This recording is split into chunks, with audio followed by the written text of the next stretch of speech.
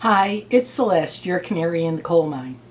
Today I want to talk about the field of epigenetics. What the heck is epigenetics? In the past, we used to believe that our genes controlled our destiny. Whatever hereditary diseases were in my family, I'm likely to have. Well, I've got pretty bad genes. In my family, we've had diabetes, we've had heart conditions, we've had cancer in my immediate family. And so those are the three big killers in the United States. We've also had narcolepsy, pancreatitis, MS,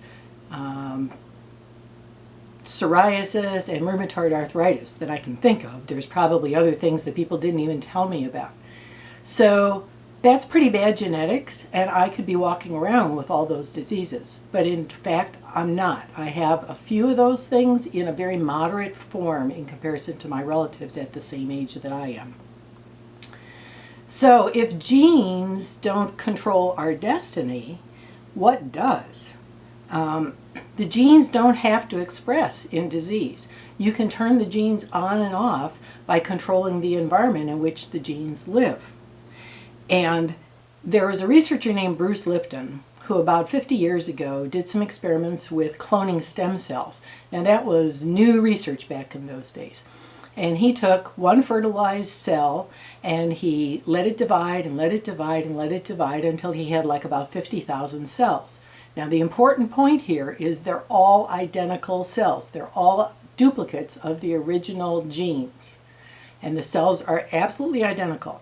Then he divided them into three groups, put them into different Petri dishes, and then he changed the environment in the three different Petri dishes. And in one, he created the environment to produce muscle cells. And in the second one, he put an environment in the dish to create bone cells. And in the third one, he changed the environment to create fat cells. They all came from the original same genetic material.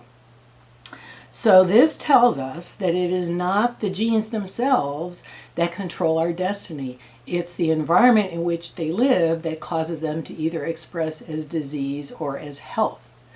We turn on and off the genetic switches by the environment we create, both external to the body and internal to the body.